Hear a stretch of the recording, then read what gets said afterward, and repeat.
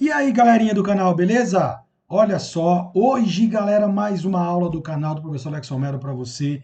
Inscreva-se, inscreva-se, ative o seu sininho aí, por favor. Deixe o seu like, nós chegamos aí rumo aos 1.000 inscritos, é a nossa meta, é o nosso sonho. Eu conto com a sua ajuda para que isso possa acontecer. Divulgue o nosso canal com aulas gratuitas para você, playlist de literatura, playlist de interpretação de texto, que muita gente pede aula sobre isso.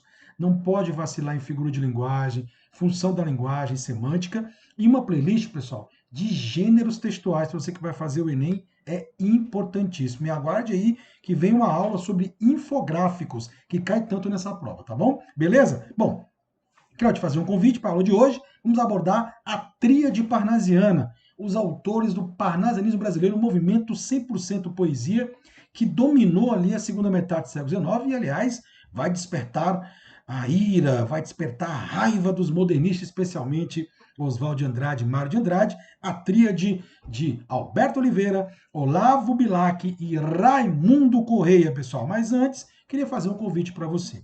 Que tal você assistir 10 aulas completas, gravadinhas, de mais de uma hora, vai ter que ter paciência para assistir, de modernismo brasileiro. Para cada aula, você vai resolver 10 questões.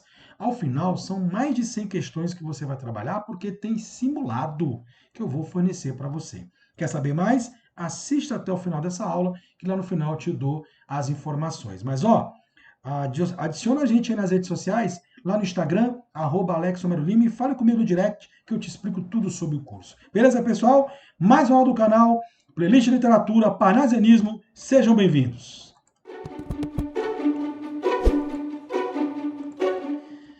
Muito bem, galerinha. Já começo com esse belíssimo quarteto. Olha só. Assim procedo. Minha pena segue esta norma por te servir, deusa serena, serena forma. Sacou aí, galera? Sabe de quem é isso aí? Grande Olavo Bilac. Que bela obra. Aqui já tem uma grande característica, pessoal, do parnasianismo. Sabe qual é a grande característica? A preocupação com a forma, servir literalmente ao propósito da poesia perfeita.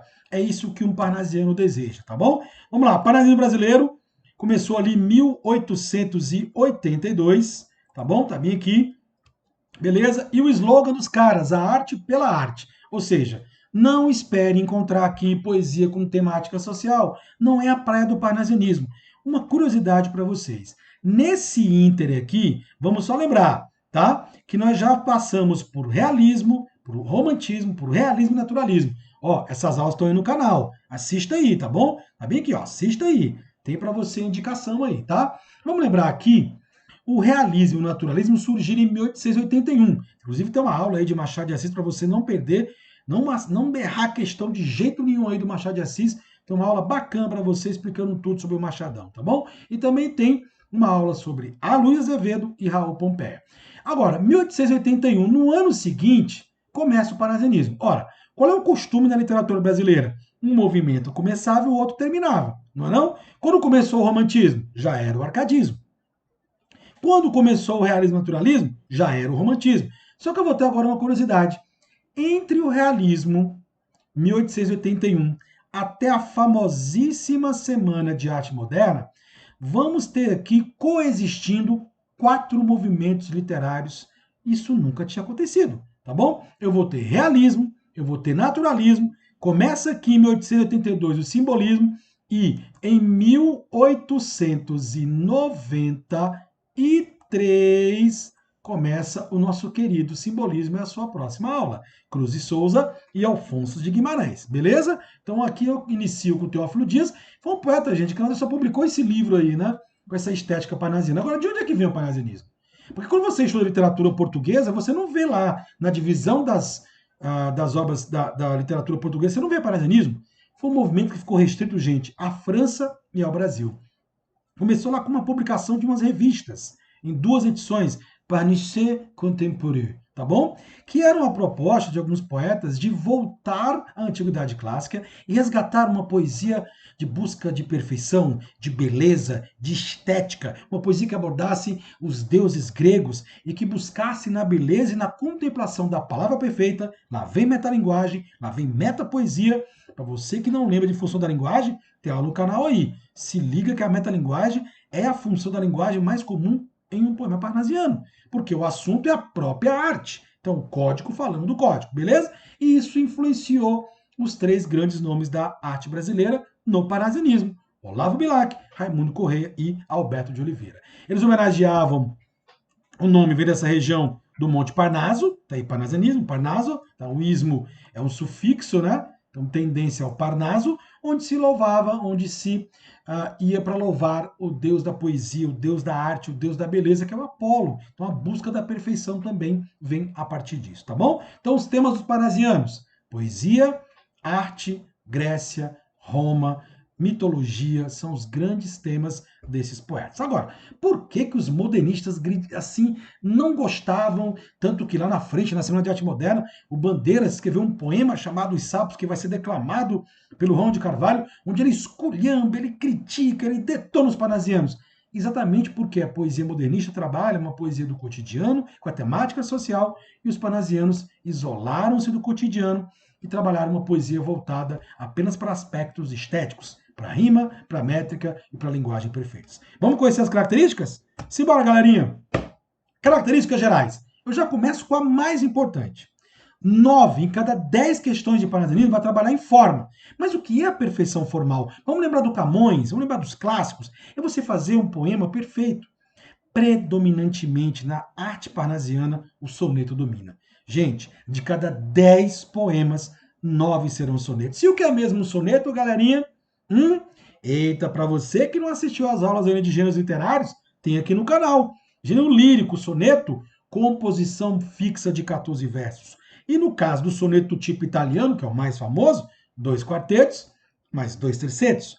E no caso dos parnasianos, eles seguiam à risca esse tipo de soneto e trabalhavam a rima, ou a rima ABBA, ou a rima ABAB. A BBA rimas opostas, a BAB rimas alternadas. Ainda tem as rimas paralelas, a BB. E a preocupação com a metrificação, você fazia a escansão dos versos, principalmente decassílabos e dodecassílabos, ou seja, versos com 10 sílabas poéticas ou com 12 sílabas poéticas. Tá vendo? Não, não é frescura, é simplesmente se preocupar em buscar a perfeição dos versos. Mais características, eu já falo um pouco mais de rima e métrica para vocês. Uma poesia extremamente pensada, racional. Evita-se ao máximo o eu e a subjetividade. E mesmo quando vai abordar o tema amoroso, o que é raro, o faz de forma tirando a emoção, racional e objetivo. Ou seja, não convidem para a mesma festa parnasianos e românticos. Não vai dar certo porque eles são rivais. Tudo bem? Equilíbrio são temas clássicos, ó. Equilíbrio, buscar temas universais, a arte, a história, a mitologia, temas universais, tá? Gosto pelo soneto, 9 de cada 10 poemas parnasianos vão ser soneto. Trabalho com mitologia. O que é esse olhar impessoal e impassível? Quando eu sou impassível, é que eu não me deixo levar pelas emoções. E impessoal, porque evita-se a subjetividade. Tá bom? Mais características. Aí uma crítica dos modernistas. Completamente descompromissado com o social. O parnasianismo surge, né? Já com o realismo em andamento e o naturalismo trabalhava esse foco nas temáticas sociais das classes baixas, o cortiço, você viu aí, você pode acompanhar essa aula, né? Sobre a Luiz Azevedo e sobre a Raul Pompeia aqui no nosso canal, está aí à disposição de vocês. Os modernistas vão trabalhar muito com o engajamento, com a poesia social, do cotidiano. Eles criticavam os parnasianos que isolavam-se na sua caixa, sua tríade, só eles três, era um grupinho fechado, onde a poesia era meramente contemplativa, fugindo completamente da realidade. Muita preocupação em usar palavras difíceis, tá aí uma linguagem um pouco até rebuscada, extremamente culta, até o Bandeira vai dizer que é uma poesia de dicionário, né?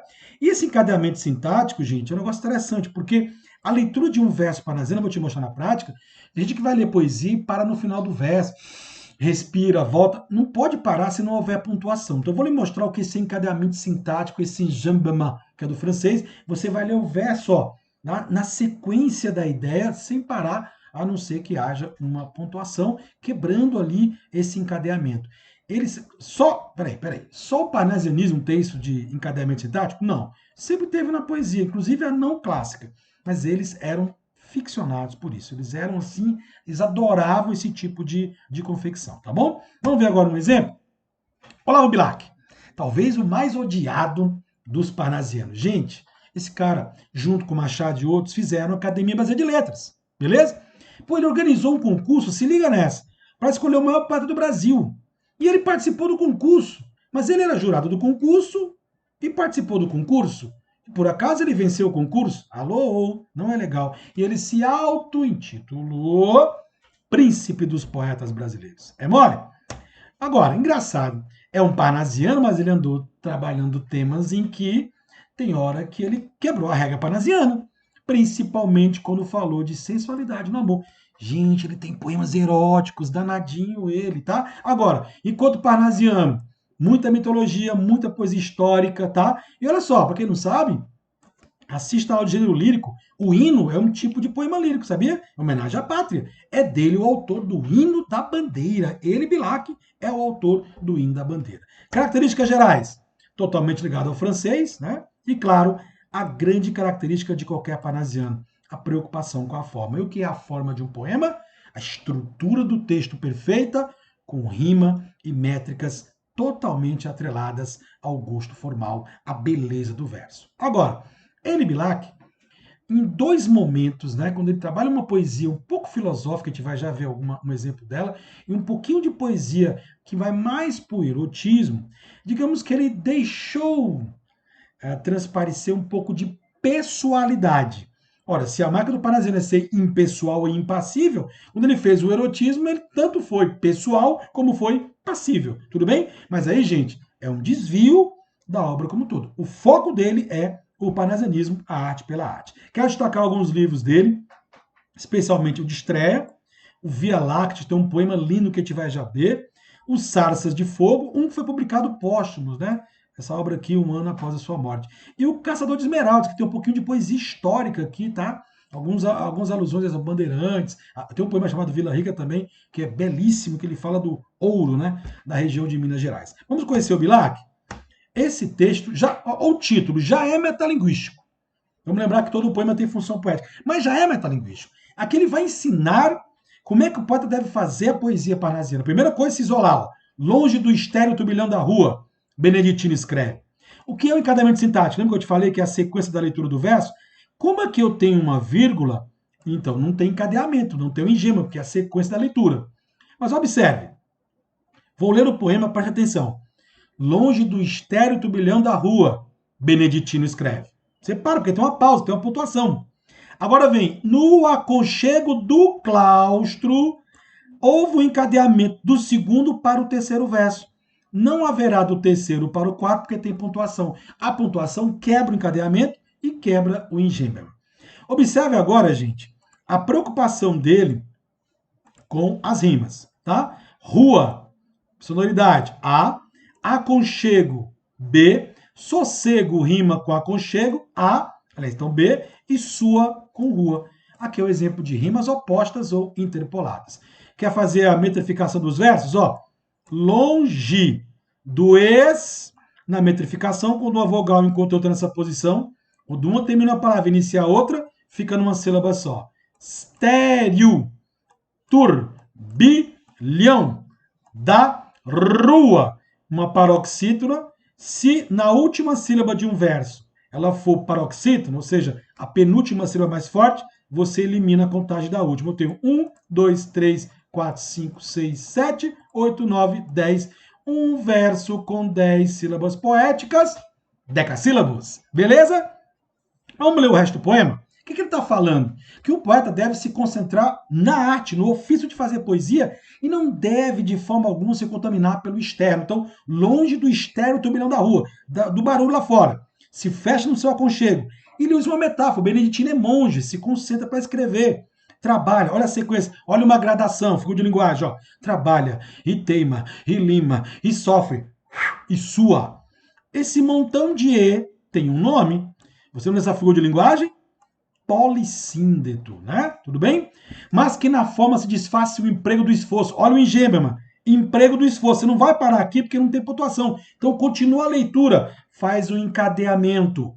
E a trama viva se construa de tal modo que a imagem fique nua, rica, mas sóbria como um templo grego. Então é muito comum eles compararem a poesia à perfeição dos gregos. dos templos, da arquitetura grega, das esculturas gregas ou a própria ideia dos deuses. Então, há um poeta metalinguístico louvando a mitologia, louvando a forma perfeita.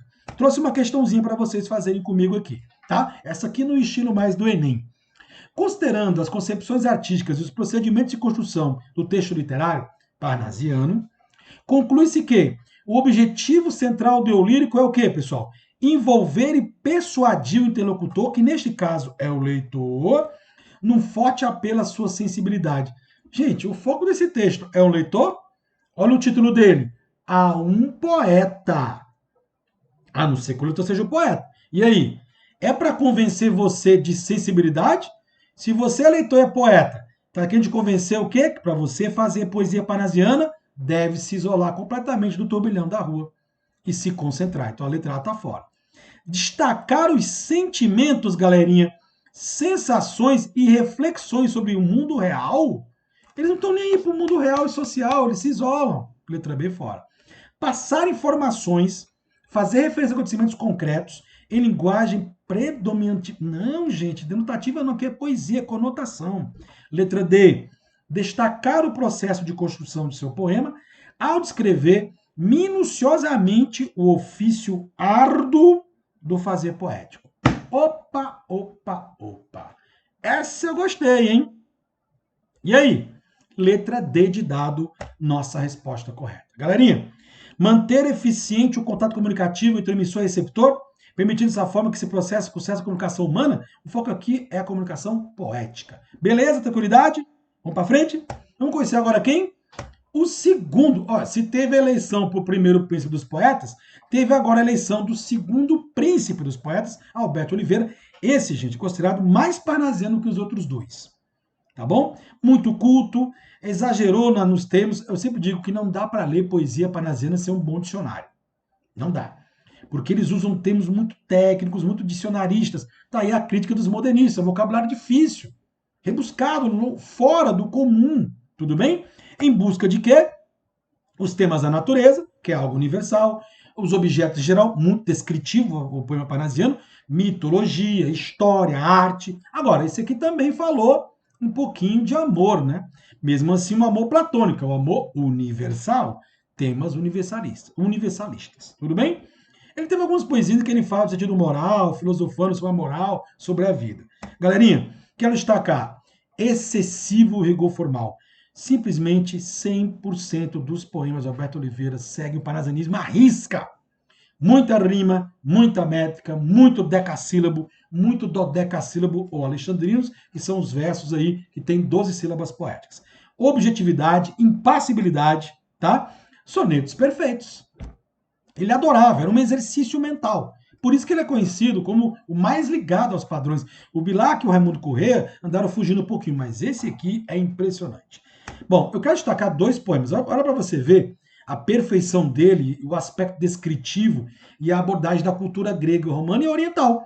Esse poema Vaso Chinês é interessantíssimo. A gente descreveu o processo da feitura de um vaso chinês, que é bonito, né? Aqueles tons avermelhados, as letrinhas, e também do vaso grego. Eu trouxe para vocês o vaso chinês, que já começa com um processo de rima interessantíssimo. Viu, luzidio. É um exemplo de rimas raras. Existem as rimas ricas, que ocorrem quando você rima um substantivo com um adjetivo, ou seja, uma classe gramatical diferente uma da outra, e as raras quando contém um verbo, um pronome e um adjetivo. Então, 3 classes. Isso é raríssimo acontecer. A, B, no caso aqui alternadas, e novamente versos decassílabos. Vamos ler o poema? Vaso chinês. Estranho mimo aquele vaso. Viu casualmente, uma vez, de um perfumado contador sob o mármore luzidio, entre o leque e o começo de um bordado. Fino artista chinês enamorado. Nele puseram o coração doentio em rubras, olha o vermelho, olha a cor mesmo, bem marcante na China, rubras flores de um sutil lavrado, na tinta ardente de um calor sombrio. Mas talvez por contraste à desventura, quem o sabe? De um velho mandarim também lá estava a singular figura. Que arte em pintá-la! A gente acaso vendo-a, outro exemplo de rimas raras.